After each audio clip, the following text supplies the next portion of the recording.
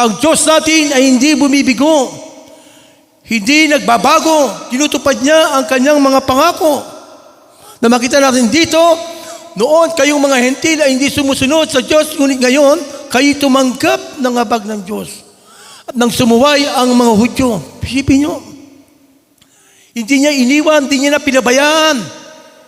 Ang mga Hudyo na noon ay tumanggi, pero sa kabila ng kanyang pag-ibig o pagmamahal, pinigay niya rin.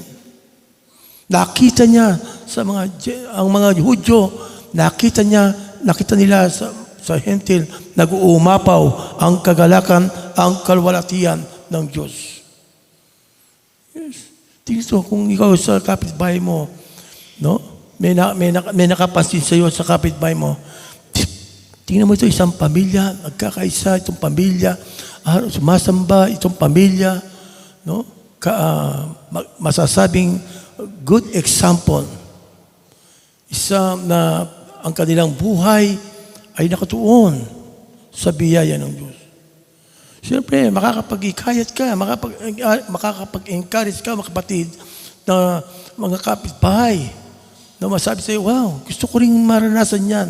Ang buhay na masagana, buhay na ganap, buhay na hindi kayang ibigay ng mundo. Okay? Sabi na, tumanggap ng habag ng Diyos, itong sakripisyo sa pamagitan ni Jesus ay sapat upang ingatan ang mga hinirang hanggang sa wakas. Iniingatan ka, aalayan ka sa iyong paglakad, sa iyong pagkilos, sa iyong pag-iisip. Nandiyan ang Diyos. Okay? Kaya pag tinanong ka ba, kasama mo ba ang Diyos sa iyong paglakad?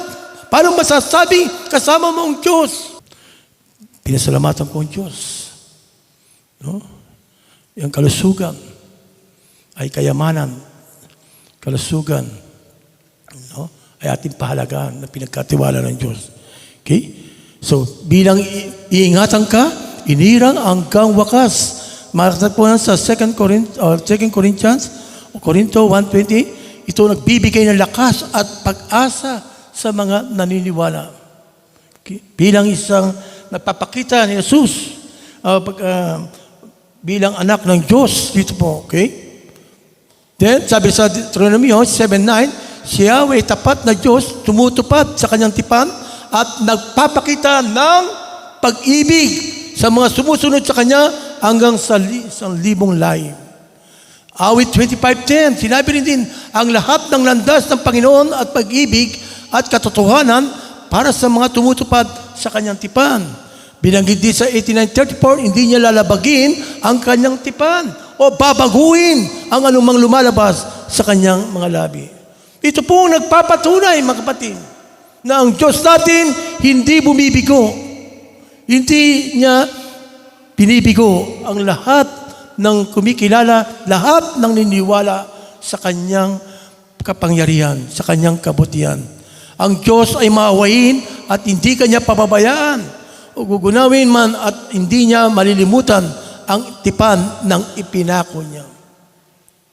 Ikaw, ako, tayong lahat, kasama na ngayon naranasan natin ang kanyang mga pangako.